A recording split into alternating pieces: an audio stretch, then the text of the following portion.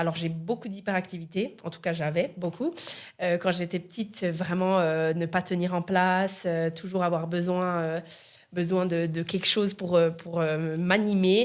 Après, on voyait pas forcément les autres choses qui se développent plus en étant adulte, comme le stress, les oublis. Alors les oublis, bien sûr, mais alors c'est vraiment très comportemental quand on est petit. En tout cas, je dirais que voilà, le gros problème de la dopamine, c'est pas qu'on est en manque, mais c'est qu'en fait, on en aura plus besoin et plus rapidement qu'une personne sans trouble.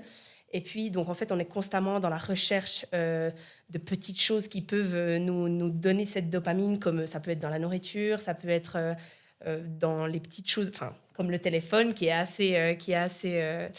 assez nocif, on va dire.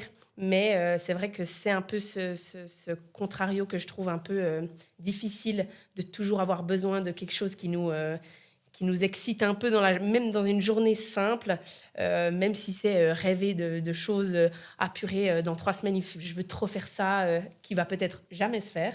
Mais finalement, c'est l'envie de toujours s'imaginer des trucs de fou pour en fait intéresser son cerveau constamment en fait. Et puis il y a cette histoire de régulation d'émotions, d'impulsion, qui est aussi beaucoup là, et puis qui, là, dans la vie quotidienne, est beaucoup plus impactant, on va dire, que cette dopamine. Alors, on dit souvent que les TDAH ont un cerveau Ferrari et des freins de vélo, c'est comme ça qu'on l'appelle, en fait. En fait, c'est vraiment pour expliquer que c'est un cerveau qui va très vite, qui est tout le temps stimulé, qui a énormément d'onglets, en fait, ouverts, qui ne se ferment jamais. Et c'est ça qui est compliqué à gérer.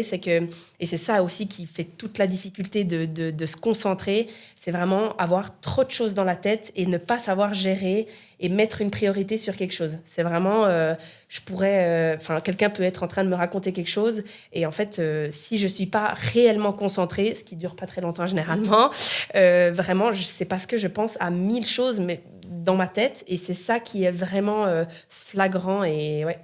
Enfin, quand je prenais cette Ritaline, c'est vraiment à la maison, ah, tu l'as pas prise, on le voit, t'es un peu chiante. Enfin, ce genre de truc. Donc moi, je ralliais ça à qu'en fait, vous voulez que je prenne la Ritaline pour juste me calmer, quoi. Ouais. Et ben, j'avais pas de meilleures notes. Donc en fait, ça changeait quoi finalement qu'un comportement, mais j'ai l'impression que c'était plus pour les autres, aider les autres à que je sois moins un problème que l'inverse.